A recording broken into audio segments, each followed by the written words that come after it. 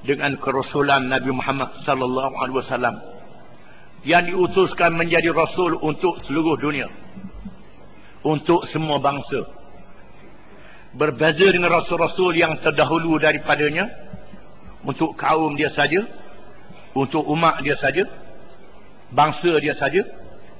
Adapun Nabi Muhammad sallallahu alaihi wasallam untuk seluruh umat, jin dan manusia, untuk seluruh manusia dan jin sehingga hari kiamat, tidak mengira masa selepasnya dan tidak kira sempadan negeri.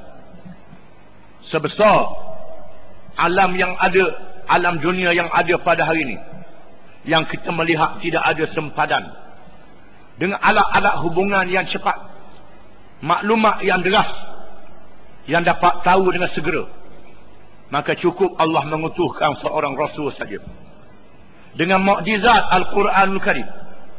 Bagaimana rasul ini diutuskan daripada bumi yang kering kontam, yang tidak ada hasil langsung, untuk menandakan kebesaran Allah. Ajarannya tersebar ke seluruh pelosok dunia. Tidak ada siapa yang boleh sekat. Orang Mekah nak sekat tak jadi apa, kuasa-kuasa besar nak sekat tak jadi apa. Allah Ta'ala tunjukkan semua kuasa-kuasa besar itu abuk yang halus di bawah kekuasaan Allah Ta'ala. Kalau banding dengan alam yang hebat bermalam Isra' dan Mi'raj yang kita baca ni, kuasa-kuasa besar dunia yang ada ni habuk yang halus saja, tak boleh sekat perkembangan Islam. Walaupun mereka nak sekat ni macam-macam cara, mereka tak boleh sekat cahaya agama Islam. Mereka berjaya menjatuhkan khilafah Islam. Kerajaan Islam yang berpusat di Turki pada akhirnya dijatuhkan.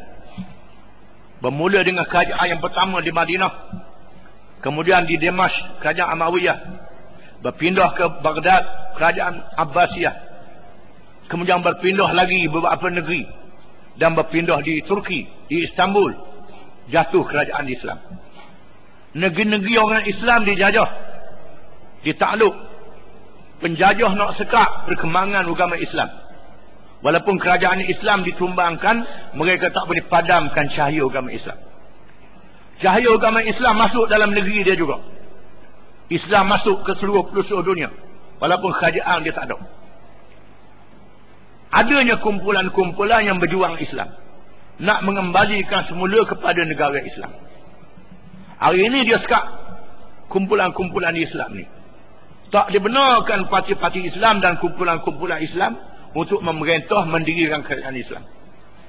Akan dihalang kerana mereka tidak mahu ada lagi kuasa besar Islam dalam dunia. Mereka nak sekat. Dan hari ini mereka ubah cara, selepas itu mereka ubah cara. Setelah kerajaan Islam jatuh, tak ada kerajaan, negeri-negeri Islam ditakluk, orang Islam lawan penjajah, dakwah Islam berkembang, mereka terpaksa balik. Lalu mereka lantik anak-anak negeri di atas semangat nasionalisme, semangat kebangsaan. Orang Arab dengan Arab, Melayu dengan Melayu, Indonesia dengan Indonesia, Afghan dengan Afghan, Turki dengan Turki.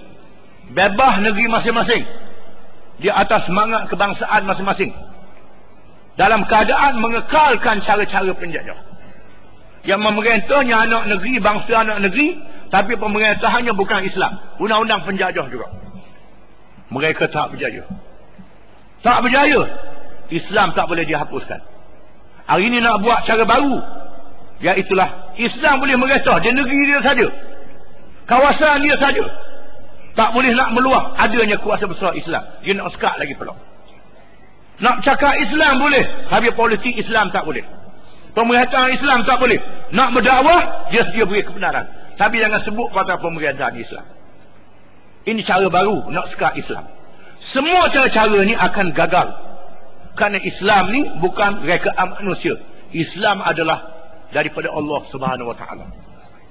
Ayat-ayat yang kita baca ni menyatakan kebesaran Allah Ta'ala yang ditunjukkan kepada Rasulullah sallallahu alaihi wasallam pada malam Isra' dan Mi'raj, yang menyatakan bahawa kuasa-kuasa besar yang ada di dunia adalah habuk yang halus, tidak boleh menyekat cahaya agama Islam.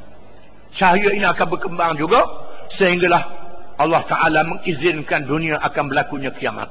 Barulah ditamatkan dan dunia dimusnahkan sepenuhnya. Dan barang siapa yang ikut Islam, selamat dia selepas itu.